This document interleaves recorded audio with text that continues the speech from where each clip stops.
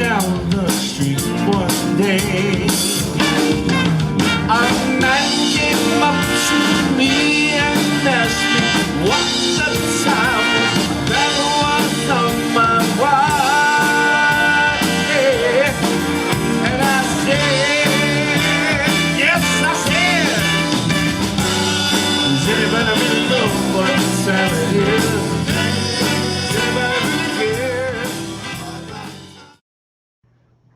Hey, good evening, everybody, and welcome to the Business Pal Hour with Darren and the Music Man. I just made it in time. I know you just made it. I can't do a show without my coffee. Well, you know what? You know what's interesting is right before we went live here, you were playing with your phone. So I'm interested to see if it bings and bangs like he normally does, even after you proved to me. You're starting already? We're not 15 seconds into the show. Well, I was kind of hoping. He forgot his coffee, ran out to his car, and he just got back to his seat right before we started. So, yeah. So we saw. How was your week, Mr. Music Man? How was my week? Yeah. Really good. This is a good week, and it's only the second day of the week, but it's turning out to be a very interesting week. Meeting a lot of new people through the internet, through network meeting now across the country. Our friend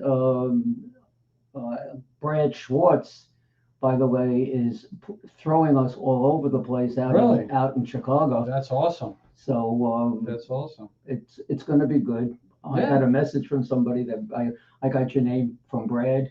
Would like to come on the show and talk about what it is that we do. So that's all good. And It's nice that it's raining.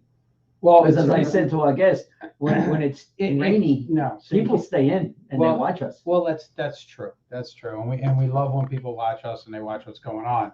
But I was going to ride the bike here tonight. Oh, your new baby. My new baby. But because of the rain, I didn't. So you don't get to see it again. I can want to see a picture. I wore, I rode it last week. Yesterday it was here. Mm-hmm. But today it doesn't do me any good. No. You have to build a shed for it or something. And our guest can probably help build that particular. I'll see that segue. We segue right in there, real smooth. So yes, that's very smooth. So introduce our guest, my friend. Our guest is from Habitat of Humanity. He is the CEO of the organization, and his name is Lee Silberman. And we welcome you, Lee, here this evening. Welcome, Lee. How are you this evening? Thank you. I'm very good. Now, first of all, I do want to be clear. I'm CEO of Habitat for Humanity of Suffolk. Suffolk. Yes. Is there another? Well, there's Habitat for Humanity International, which is the parent organization. Mm-hmm. And then in the United States, there's approximately 1,200 affiliates, and each affiliate is its own separate 501c3 charity. So currently, just in this area, there's Habitat Suffolk, there's Habitat Nassau, there's Habitat of New York City and Westchester. We are all separate organizations. We live and die on our own merits. And, in some sense, we're in competition. And in most senses, we are, friendly and help each other out wherever we can. Okay, so Habitat for Humanity, a lot of people don't understand everything that you do, right? Everybody thinks, okay, you guys build houses. And why you build houses. And you give them away. And Jimmy Carter's, right? So that's what they know about Habitat for Humanity. Tell us really what the organization, the purpose of the organization, why it's there, and what the purpose is. Okay, so the purpose of Habitat for Humanity, our mission is to build homes, communities, and hope. So we are a builder of affordable homes. Our clients, our partners, are usually earning somewhere between 40% and 60% of average median income. And we are really the only home ownership program in the country that gives a home ownership opportunity to people earning as little as 40% of median income. Here in Suffolk County, we're talking about families that earn between $50,000 and $70,000 a year. I would like to go back, because you've said a few things, and I always like to talk about the 3 myths of Habitat. Yes. So myth number 1, Jimmy Carter did not found Habitat for Humanity. That is a right. Yeah, that is a myth. That I knew. He is by far our most famous volunteer and supporter, but he did not found the organization. Who did? Millard Fuller and his wife, they founded the organization in 1976. It was an outgrowth of a communal farm called Quindia Farms, which was in rural Georgia in the Plains area. Back in the 50s, it was an integrated living area, which in rural Georgia was highly unusual and not particularly welcome. So anyways, that's the first myth. The second myth is people know that we depend on volunteers, and a lot of people think that because of volunteers and because of donated building materials and so forth, it doesn't cost us anything to build a house. In Suffolk County, it costs us approximately $250,000 for every house that we build. To build a home, To build is a it home. 3-bedroom, 4-bedroom? It depends. It's usually either 3 or 4. We've actually have done 1 or 2 5-bedroom houses for. Is the land donated to you, or do you have to purchase the land as well? Most of our land is donated. The county, Suffolk County, has a program called 72H, where when they take back property because of non-payment of taxes, they will donate the land to the towns with the stipulation that the town must in turn have that land developed for affordable housing. And usually the towns will partner with organizations such as ours or some others, donate the land to us so that we can develop it. Are these homes all like state-of-the-art type of? They are state-of-the-art. I mean, they're simple and modest homes. Okay. But that's a lot of money for a simple and modest home with But all the land. we are Energy Star compliant. We exceed all Energy Star benchmarks. Even though we do use volunteer, labor, our homes are sturdy. You may remember, I'm going back maybe 20, 30 years, Hurricane Andrew that wiped out a huge portion of southern Florida. The only homes remained standing after that storm in that area were the ones built by Habitat for Humanity. Wow. So let's go back a little bit. Okay, Lee. sure. What did you do before you got involved with Habitat and Humanity, and how did you get involved with Habitat? Go back in time to high school. What did you want to do? When I graduated high school, I knew I wanted to be a professor of organic chemistry at a major research university. So that's There you go. That was my life plan when I graduated high school. To that end, I went to the Massachusetts Institute of Technology and got a bachelor's degree in chemistry, and then went off to UCLA and got a master's degree in synthetic organic chemistry. Not too shabby schools, huh? Congratulations. But clearly I couldn't spell, so I went to schools where you had initials. So it was MIT and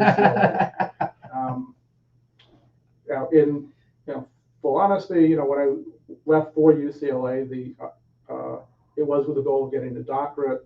For a variety of reasons, that didn't pan out, and I left UCLA after 3 years with a master's in chemistry. Didn't exactly know what I wanted to do.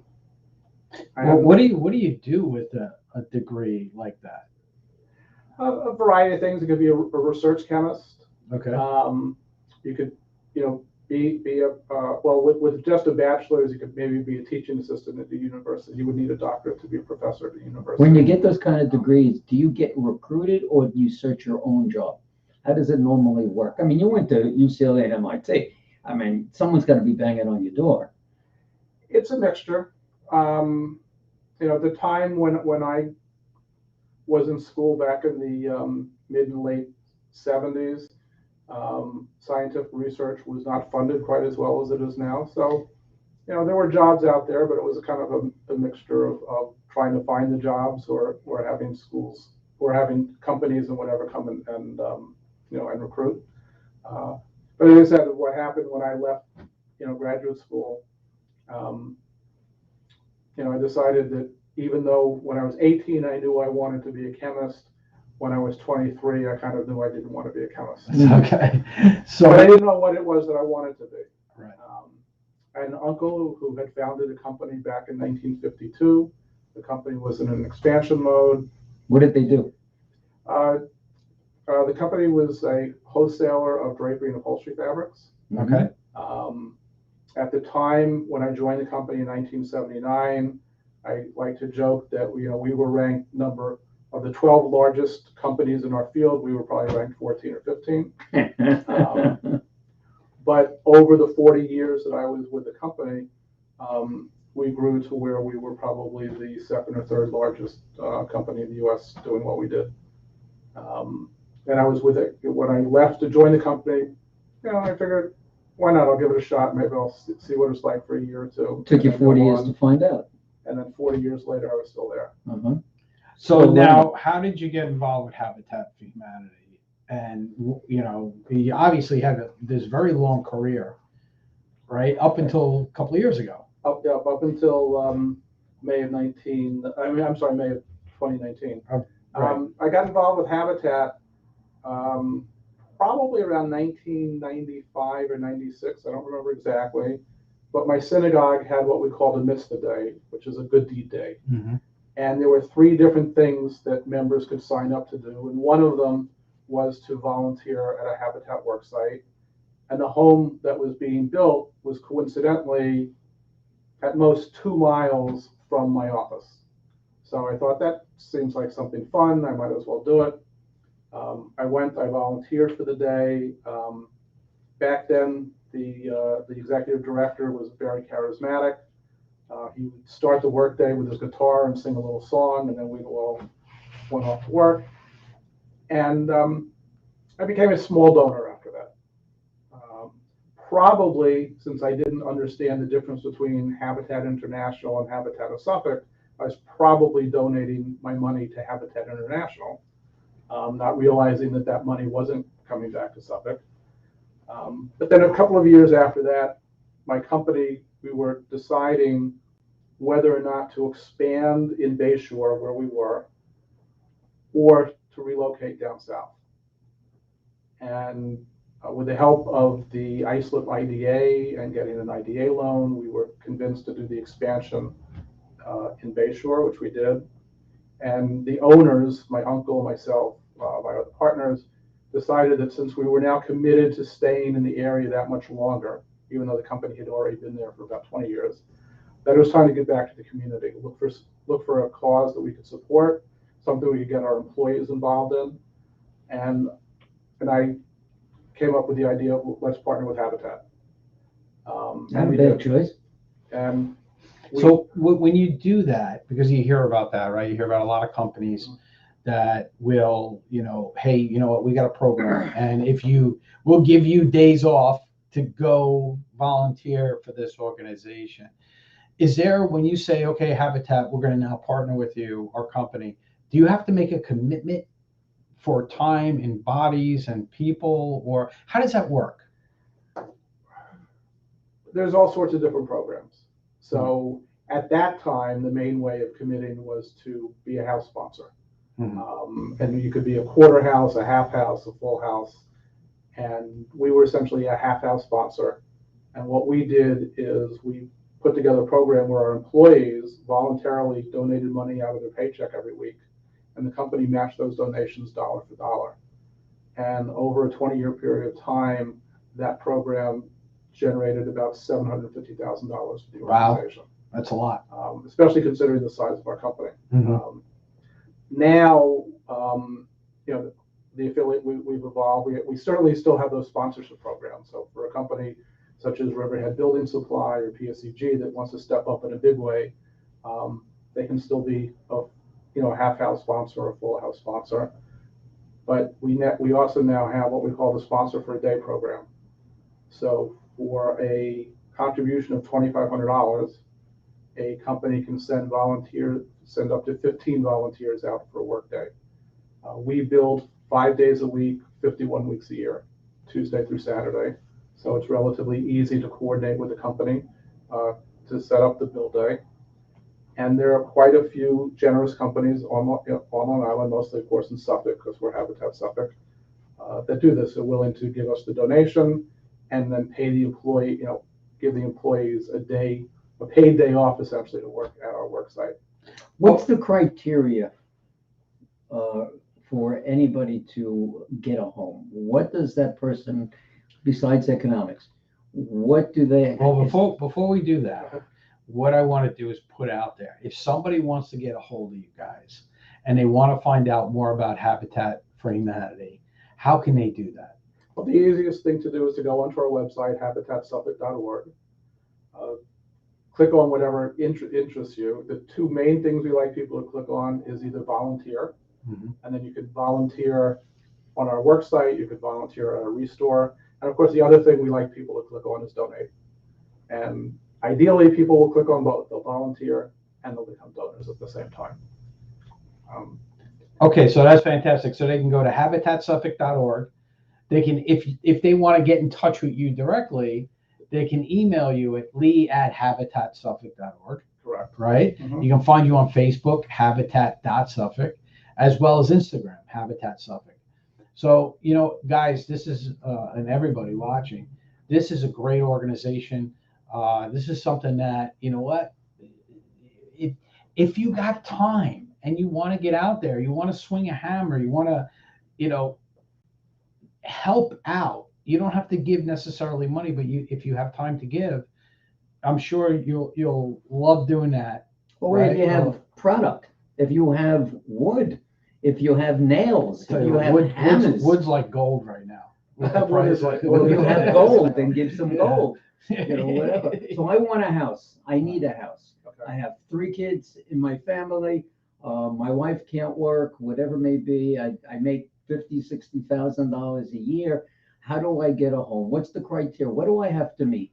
Okay, so we do have an application process, and we take applications usually 2 or 3 times a year, depending on what our build structure schedule is and what we have coming up. And the applications are evaluated in 3 criteria. So the first criteria is the economics, because I didn't get a chance to do the third myth of Habitat, which is, I'm sorry. Yeah. that's okay. The third myth of Habitat is we give the houses away. We don't. We sell the houses at full market value. So the houses that we build in Suffolk County appraised for approximately $350,000, and that will be the sale price to the homeowner. There's all sorts of ways that gets subsidized so that we make it affordable. But the first criteria is the family does have to show the wherewithal to qualify for and pay a mortgage. And the underwriting procedures are the same as what you and I would have for a more conventional mortgage program. So that's the first criteria. Do they meet the income brackets that are set that we've established? They have to have a relatively clean credit history. Again, we're a charity. We're dealing with low-income people, so we're looking for credit scores in the low 600s as opposed to the low 700s, which is probably, you know, what a typical bank, you know, is looking for. And you know, the source of income has to be, it's got to be demonstrated that, you know, they have a job, they've had a job, and just like with any underwriting, you know, the prospects over the next couple of years is they will still have this income. Does the possible homeowner get a deal from the underwriter? Not Because at $60,000-$70,000, you really can't afford a $350,000 home. Of course not. But I'll go through the economics in a second. Let's finish the topic. How do you qualify? Yeah. Okay. So the first thing is the economics. Can you qualify for a mortgage? Pay for a mortgage. The second criteria is you have to have a housing need. So the housing need can be one of 3 things. You can either currently the family is living in substandard or unsafe housing. I have stories that would, you know, curl your hair in terms of the living conditions that some of our families are coming from. Or they could be living in overcrowded housing. There are specific HUD definitions as to what it means to be in an overcrowded living situation. Or the family can be currently spending more than 30% of their income on housing, which is also the HUD definition of affordability, is you're spending 30% or less of your income on housing. Most of our applicants check all 3 boxes. So most of our applicants are paying more than 30% of their income to live in an overcrowded, unsafe, dangerous situation. Then the third criteria is we look for a willingness to partner with us. So when our families come into the program, they become our partners, and our partner families have to do 300 hours of sweat equity. And this is in lieu of a down payment. So this is the first way that things are made affordable. So instead of a down payment, there's the 300 hours of sweat equity. 200 of those hours are doing construction, either on their house or any of the other houses that we have under construction in Suffolk County. And then the other 100 hours can be a combination of some volunteer work, community service, education, financial fitness classes, home ownership classes, and so forth. So typically when we open up an application period, we may get anywhere from 50 to 100 applicants. Usually by the time our Family Services Committee analyzes everything and so forth, usually we, believe it or not, usually only end up with 1 or 2 qualified families per house. Wow. Because it is a stringent, it is a stringent process. How many houses do you build per year? Currently, we're building between 8 and 10 a year in Suffolk County. Okay, so you get eight to 10 families that are Right. getting houses every year in Suffolk County, Right. and based on what you talked about. So it like you said, it's like 1 in 100 or 2 in 100 that actually get through the process. Yeah, because again, part of that myth, that third myth that we give the houses away, there are, unfortunately, most people that apply to our program just don't qualify on the financial end. Even our program, it's just not possible for them to own a house. Do vets get any special treatment? Yes and no. Okay, because again, vets have to go through the same process. With vets and habitat policy, we can be a little more lenient on the income bands. So sometimes you can go a little bit lower than the 40% or a little higher than the 60%.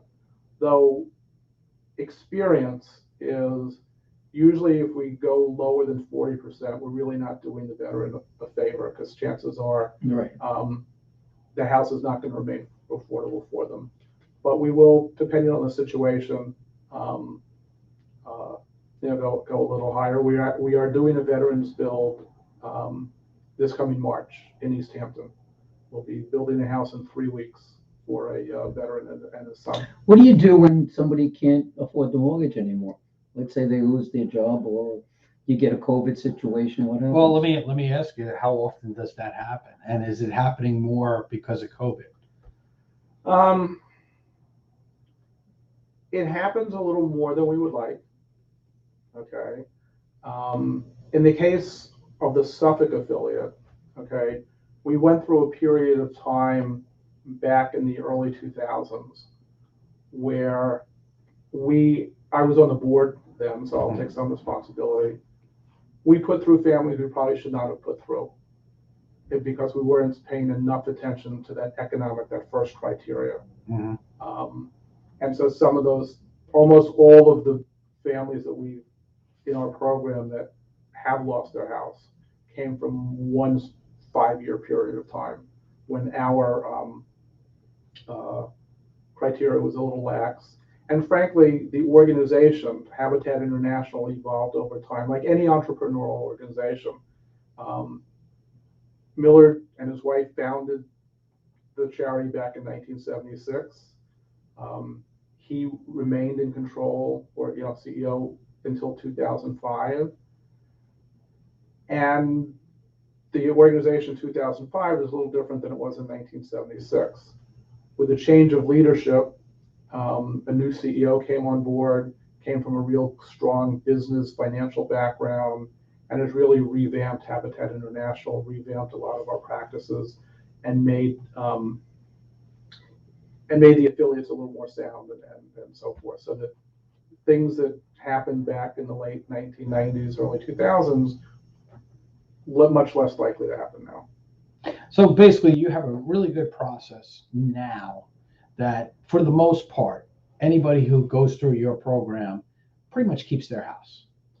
And yeah, I mean, again, there's exceptions, and there's things that part of the Habitat philosophy a little bit would be if there were no foreclosures, then we're not dipping down deep enough into the need. Right. Okay. But of course, you don't want to see it happen. And then we do everything we can to prevent it with counseling and help and try and Figure out different programs to help them out. But, unfortunately, sometimes there's just nothing you can do. And we never feel good about it, but, No, it's not anything to feel good about. It's sad. Do you resell those homes, It depends on the circumstance. or do they go back into the pool again? Each case is a little different. So sometimes it depends on the shape that the house is in and how much work we feel we would need to rehab it in order to to resell it. Sometimes, believe it or not, it's usually less expensive to build a house from scratch than it is to renovate the house. So we do each one on a case-by-case basis. So occasionally we sell them on the open market. Occasionally we sell them into like a different affordable housing type program. A lot depends on what deed restrictions are on the house. And then, some of the times we take the house back, we rehab it, we get another family that goes through our program and recycle the house. Did you ever meet Jimmy Carter? Yes, I have. I had the pleasure of. Is he as nice as he seemed? Yes. I guess it was about 5 years ago. And this is when I was on the board of directors and a donor versus on the CEO. My wife and I were invited down to Atlanta for what they call the Carter Weekend. It was an event that Habitat would run once a year for some of the larger donors. And it was a week. Saturday was spent, touring around a little bit. We went to the Carter family homestead, the original peanut farm. Everyone got a chance to shake hands and have their picture taken with President and Mrs. Carter. There was a lunch where he spoke. There was probably about peanut butter and jelly. No, it was fried chicken and peanut sauce. I forget what else, but. Well, did you get any Billy beer? That's the question. No Billy beer. No Billy beer. And then, no Billy. And then after the lunch, there was a group picture taken. And my wife and I, being the pushing New Yorkers that we are, we positioned ourselves to be next to President and Mrs. Carter. Way to go. For the group picture. So then after the picture was taken and the group was breaking up, we were able to have about a 5-minute conversation with the Carters, and they were. I wish you would have sent us the picture. It would have been nice to put. I wish I could still find it. But it was, it was really nice, and I was able to tell President Carter that he was the first president I ever voted for. 1976 is when I turned 21, and I did vote for him in that election. All right. 1976. Okay. We had our first kid. I was in 4th grade. Well, I guess that puts me where I am. Exactly. So what we're going to do now, we're going to take a short break. Okay. And when we come back, we're going to open the phone lines up and see if anybody wants to ask you any direct questions about Habitat for Humanity and how they can get involved. That'd be great. We'll be right back right after these messages. Well,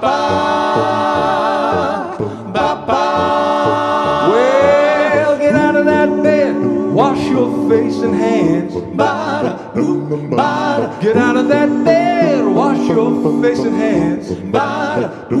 Well, you get in that kitchen, make some noise with the pots and pans. The way you wear those dresses, the sun comes shining through. The way you wear those dresses, the sun comes shining through. I can't believe my eyes.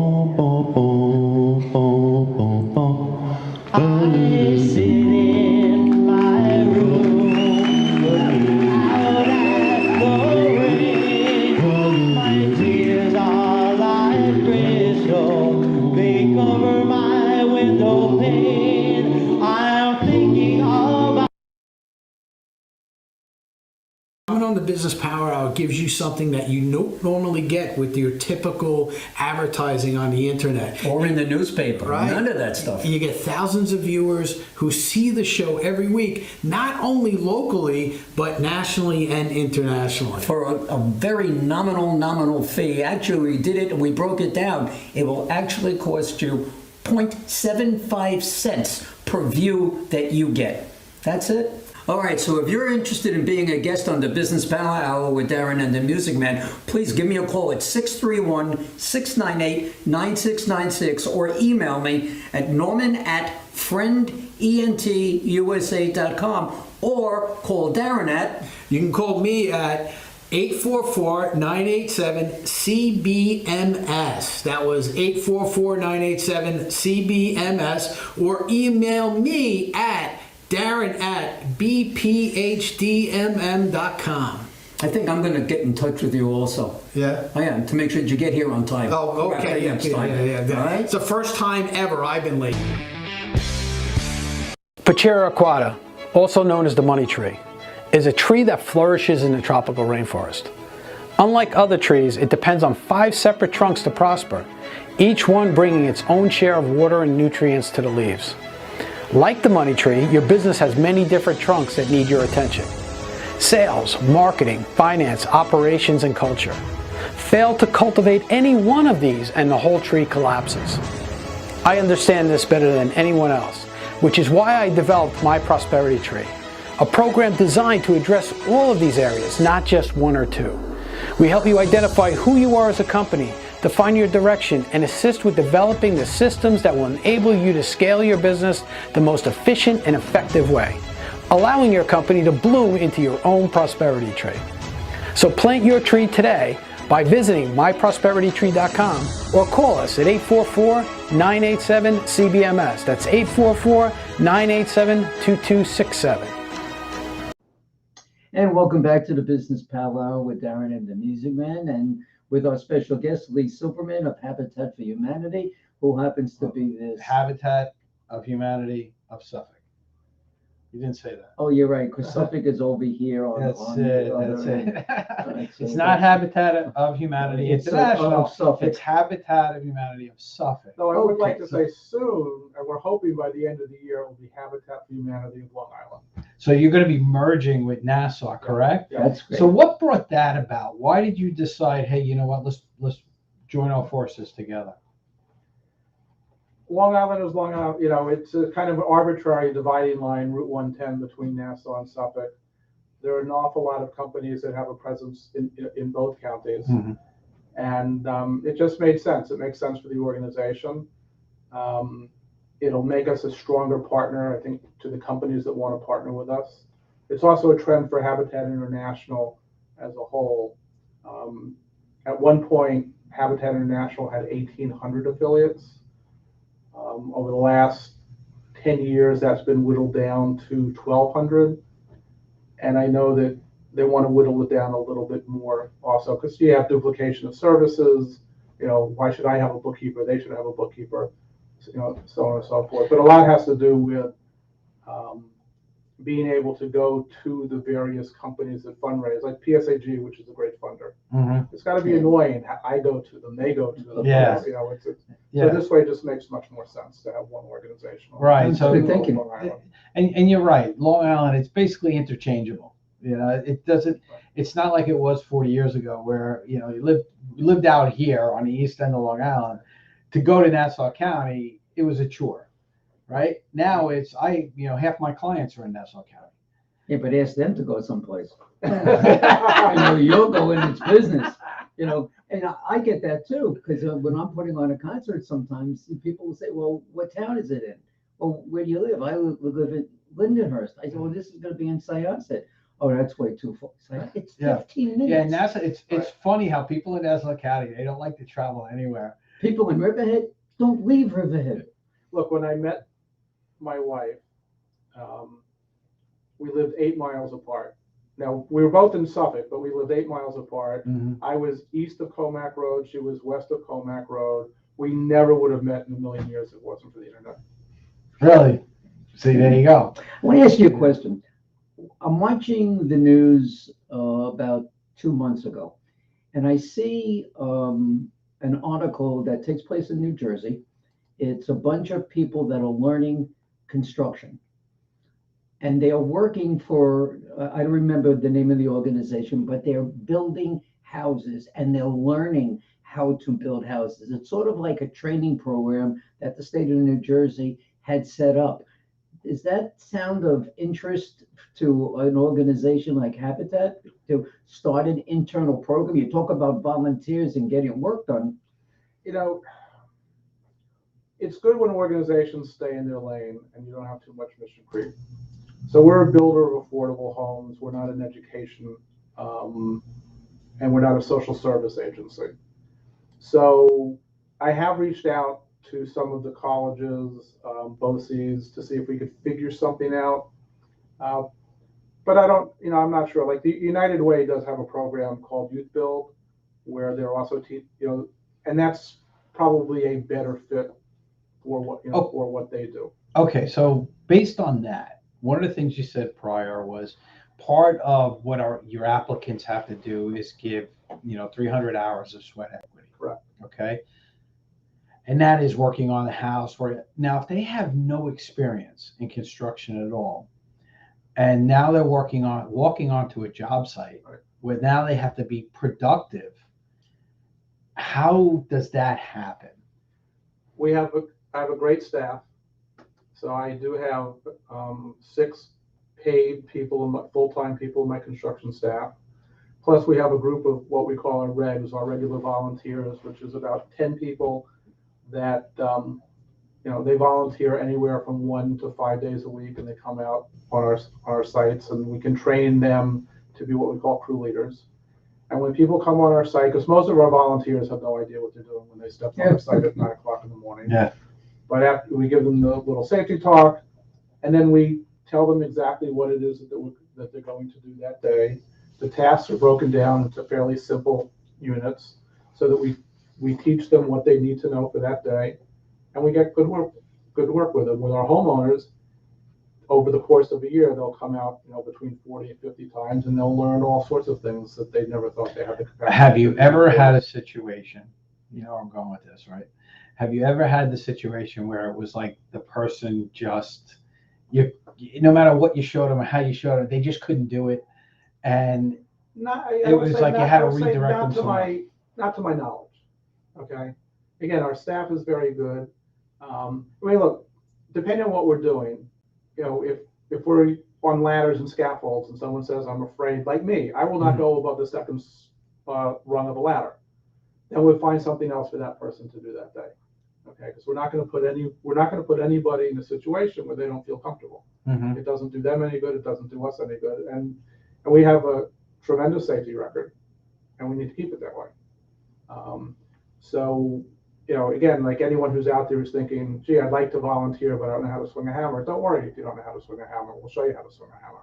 Or we'll show you how to hang siding. Or we'll show you how to nail up sheetrock or whatever. We teach you what you need to know for that day. Well, that's kind of sort of similar to what it is that I'm talking about. You're still taking people that really have no idea, Correct. as they're doing in Jersey, and you're teaching them when they leave. Yeah, but they could get a job probably as an intern or something for a construction company. Our most senior site supervisor is one of our Habitat homeowners. So he started with us probably, 25 or 30 years Was ago. he knowledgeable when he came to you about construction? Not that I'm aware of, but to be honest, I don't know. But he is our most senior site supervisor. He's been on the payroll for at least 20 years. He's paid off his mortgage. So he is the perfect Habitat success story. Right. So he motivates those potential new homeowners coming in to say, hey, look, I did it. I got through the program. I paid off my house. I got a Habitat house. I mean, imagine the feeling of satisfaction someone has to have actually built a substantial portion of their own house. Sure. Mm-hmm. So something which, to be honest, I never experienced. I mean, when I got married to my first wife, we bought a condo. And Oh, you had one of those too? Yeah, I had one of those too. So did he. So And So did you. You know, Exactly. that's an experience, that I never had, never will have. Well, I did, right? My second home, we were, it was an older home, so we moved in, replaced all the windows, replaced the siding, and, I come from a family of electricians, so we were more do-it-ourselves type of people. So, my brother-in-law was in construction at the time, so he helped me with a lot of stuff. But you hit it right on the head. It's very satisfying when you do the work and then you look at it and go, wow, that came out pretty Well, good. I come from a family Yeah. that hires somebody to go and do it, so that I know it comes out right and that it looks really good. Speaking of which, if I had furniture that was in pretty good shape, do you accept things that people, can they call and do you have a way Well- to give away furniture and bathroom fixtures and things like that? What kind of donations do you take? Let's put Besides it, money. let's lay it out that All way, right. other than money.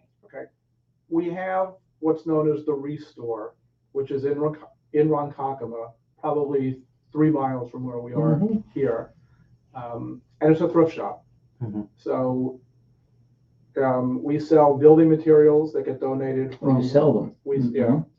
So our building materials are donated to us by wholesalers and retailers in the area, all new.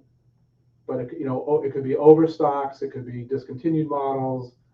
In the case of Riverhead Building Supply, we get probably a truck a month of doors and windows that were misordered by their Wow. customers, and then they donate them to us. And then the other part of the Restore is used furniture, especially with all of the real estate activity on Long Island now, the buying and selling and so forth. It's a lot, there's a lot of things when people are moving, they don't want to move it, they call us up, we come, we pick it up, we bring it to the Restore, we sell it. With renovation work, we want the used kitchens, we want the cabinets, we want the working appliances, the bathroom vanities. We can't get our hands on enough kitchens and things like that. Do you refurbish the cabinets and that? No, we'll clean them up, Mhm. but we don't really refurbish. I mean, if there's some nicks or whatever, we may do a little touch-up job. But for the most part, the condition that we receive them in Is what you how buy we them in. sell them. And I said we can't get enough kitchens. If we receive 5 kitchens in a week, we sell 5 kitchens in a week. And You get a lot of traffic there. And I like to tell people, with a Restore, half of the store looks like a Lowe's or a Home Depot, and the other half of the store looks like a very poorly organized Raymore Flanagan. Now, do you have is it a lot of contractors that are coming in and buying this stuff, or is it homeowners that are fixing up their homes? It's mostly homeowners that are fixing their homes. We definitely have a lot of house flippers who come in. And we have some companies that, contractors that are both donors and customers. So they'll donate the leftover items from a job. And while they're in, they'll look around and see what they can use, for another job. As I said, on the building material side, almost everything that we're selling is new. So it sounds like you got a pretty extensive operation here. So you got a store that you're selling supplies, and I'm assuming that the profits from that store go to help fund the houses that you're building. Well, the business. Well, the profits from the store fund the bulk of our overhead. Okay. So when we go to our donors, we can tell them that almost all of their money is going directly into the housing. When you talk to your donors or you plan events, what type of events do you do? Do you have the typical gala? Do you have casino nights? Night at the races? What kind of stuff do you do? Okay, well, Especially those where that's a general public come. Right. Well, again, like everything else, there's pre-COVID and now, today. So this past August, we had our first golf outing in 3 years. It was by far the most successful golf outing we ever had in terms of the most golfers ever, the most people to dinner ever, and the most money that we raised. 2 weeks ago, we did a clay shoot out at the Yaphank shooting range. That was a phenomenal event. It was put on by another organization called Charity Clay Shoot New York, and we were the beneficiary along with another charity. Did you ever clay shoot? I have shot clay once or twice in the past. Unfortunately, being the CEO, I had to do more glad handing, and I was the snack cart driver. Okay. For the day. Do you go to clay shoot? Yes, I do. But that was a great event. We had 130 shooters. We raised more money than we expected, and that's despite having to way overpay for the ammo because, believe it or not, with COVID, there's a worldwide ammo shortage. Yeah. So we tentatively have scheduled another clay shoot for April 25. We're going to that conversation actually happened today, so we have to check with the range and make sure that that date's available. And So it's not outdoors? It is It outdoors. is outdoors. Oh, when you But said they the range, I'm only thinking have so indoors. many. Yeah, I've been there, right? So they only have so many Well, what happens is areas that you can we shoot it. we get the facility for the entire day. Right. So No, I one get of us that. is I like, get that. run the shoot. But he thinks, okay, it's just like an open field and everybody's going. No, no, they have, it's Yeah, you got your spot and you no, you no, shoot. they have, That's not how it works. they have target houses where they're shooting the clays out And of you the could house. get like a former vice president. who Yeah. shot his friend. Oh, So anyway, so that tentatively that's scheduled for April 25th. We're definitely going to do a golf outing. We haven't settled on a date. The date that I thought we were going to do, we do have a conflict, so it'll either be mid-August or very early September. But probably within 2 weeks we'll have that pinned down. The other major event that we're looking to do is what we call a builder's breakfast, which is much more of an awareness raiser than a fundraiser, because we haven't been able to do one of those, in 3 years. But that's where our board of directors is really challenged to fill up a table with 10 people to learn about Habitat, so that we can expose them to the organization, and then hopefully bring in new supporters that way. And then we're open to all sorts of ideas. I mean, Norman, as you know, we were talking to you about possibly doing a concert. We've been thinking maybe a wine tasting out east is something we may do, or a beer. Now there's so many craft breweries, maybe we do something. There's so many different things that you can do in so many different ways to raise money. So if people want to get a hold of you, they want to find out more about Habitat of Humanity of Suffolk. Right. Okay. How can they do that? Again, habitatsuffolk.org. And, again, ideally click on volunteer, because we build 5 days a week, 51 weeks a year, or you can volunteer at our restore. Both are important to the health of So you can volunteer at the store. You can volunteer at restore. One of the advantages, when you volunteer for a build site, you're committing to being at the build site from essentially 8:45 in the morning to 3 in the afternoon. If you volunteer at restore, you can volunteer for as little as a 4-hour period, and it can be really almost any 4 hours with it. and they would contact you at the same same locations and Right. email As I said, you addresses. just go on the website, click on volunteer, follow all the prompts, send them the forms and so forth, and show up. You could follow us on Facebook. You could follow us on Instagram. We also have a relatively active LinkedIn page. In your social media, do you do progress photos of the houses Of that you're course. building and things like that? So if you really want to check out what Habitat of Humanity does, go to their Facebook page, habitat.suffolk, or go to their webpage, habitatsuffolk.org, and check out the work that they do. Because as he said before, they're not just putting these little, 1-bedroom shacks together, as some people think, because people have the misconception that you're building these little tiny houses. One of the misconceptions of affordable housing is you build affordable housing, it lowers property values. The fact of the matter is, when you build affordable housing, in almost every case, property values in that area go up. Because, let's face it, we're not building in the best areas. Okay, we're getting land that's donated to us and so forth. Usually, when we're done, our house might be the nicest house on the block. Oh, sure. Yeah.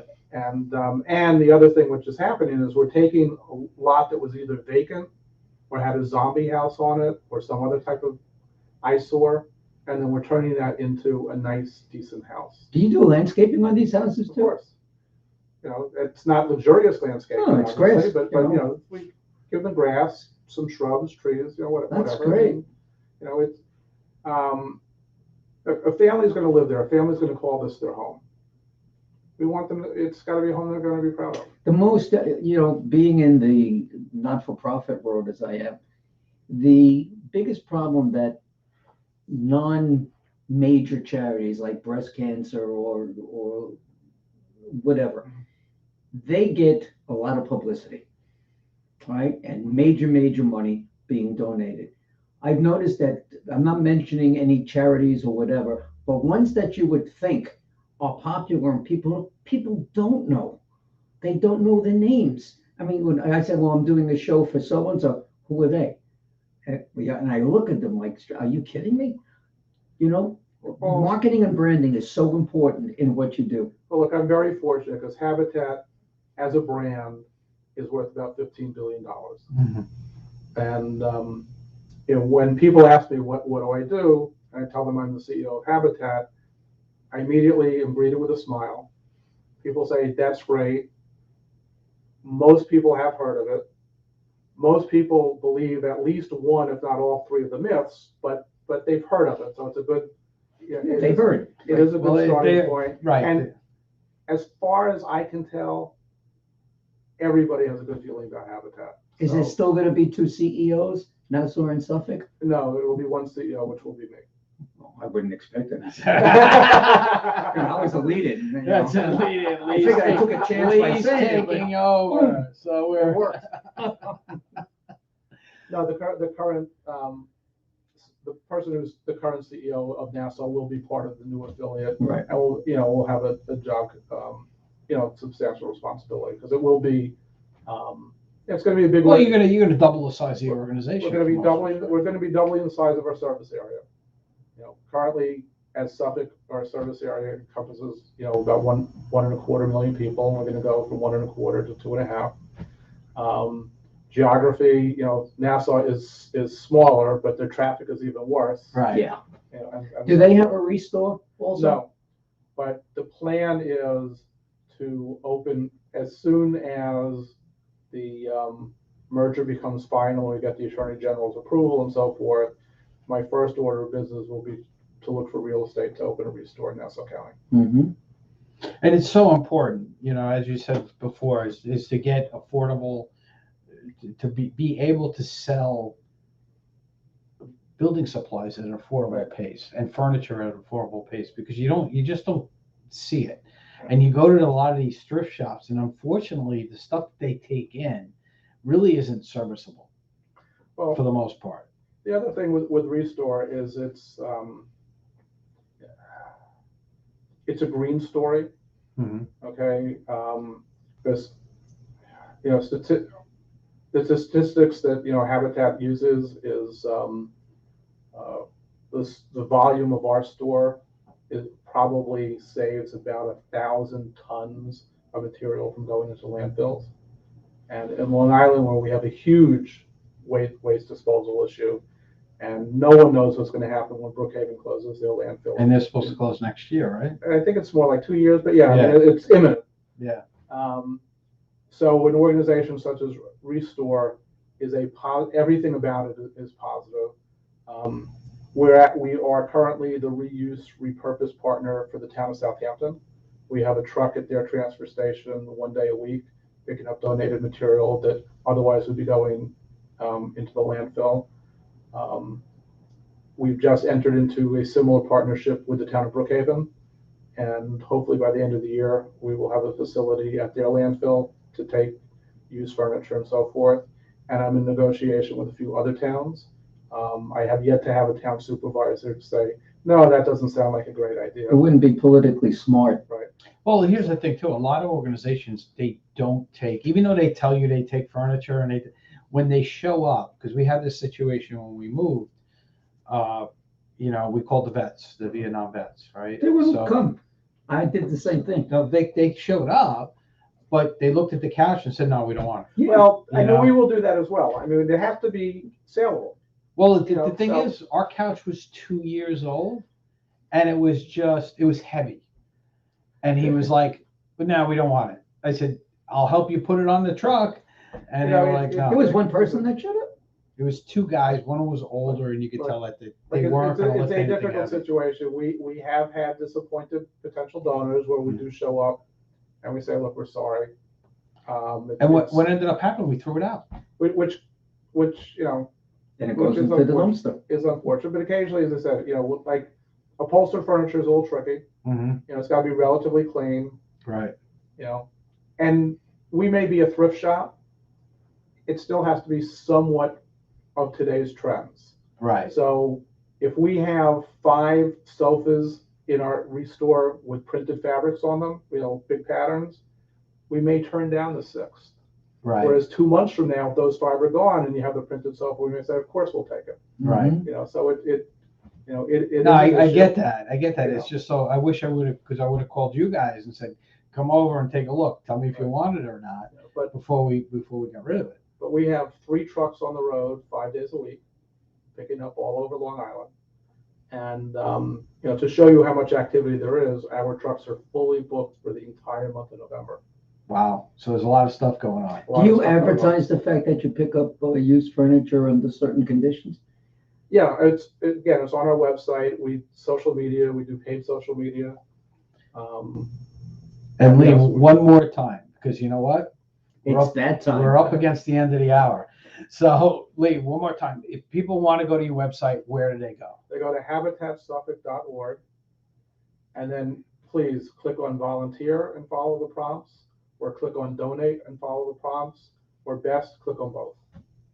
All right, great. That's And you great. can You did a also great follow them on Facebook and Instagram. And make a Habitat Suffolk. donation.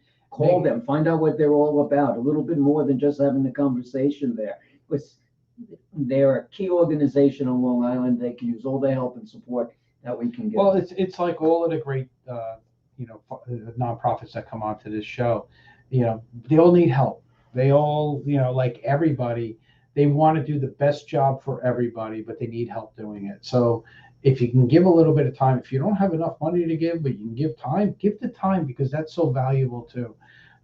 You know, as he said before, is just coming onto a job site for a day. And even if you don't have skills, they can, you know, you obviously can do stuff, but if you have skills, it's even that much better for them.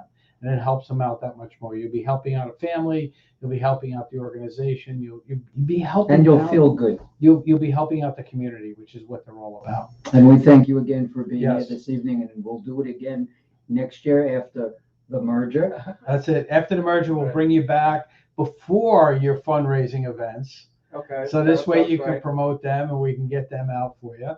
And then, you know what, the clay shooting one, I'm interested in attending that one. So Take his money while you take can. my money while you I can. really want to thank you for having me. No, it's our All right, pleasure. it was all It's pleasure. our Lee. pleasure. You make us look important. So that's Well, somebody's got to make you look important, right? I'm including you. I know. What a great guest tonight. It's wonderful. So, you know, as Hang around for a couple of minutes. Absolutely. We'll all ask right, you. as always, great show, great guest. We learned a lot about Habitat. That's one thing that happens when we have organizations. We find out so much about them that we didn't know. You know, And we've had Habitat on before, but you know, Lee was really good at it. yeah, but that was a couple of years back. We've been doing this now with 4 years. So Yeah, that was a while ago. I need a It raise. was a change of management since then. I need a new contract. I need a raise. Yeah, you're gonna get a Good raise. work. And I have to go on. All right, well, we thank everybody for being here. Next week, we have a special guest, Mhm. Mr. Dan Schaefer. Yep. Will be here next week, I know and Dan it'll very well. be an interesting conversation. Yes. And we thank you all for tuning in and listening again tonight. And I guess we'll see you all next week. All right. We'll see you Oh, next by week. Sunday. Sunday is the Do-Up Show at Belmore. It's at the Acapella Show, so we look forward So to having how you there. can people get tickets for the They Do-Up Show? call the Music Man at 631-698-9696 and tell them that you heard it on the Business Power Hour. All right, guys. Have a great week. Be safe. We will see you next week right here on the Bye, Business everybody. Power Hour. Good night, everybody.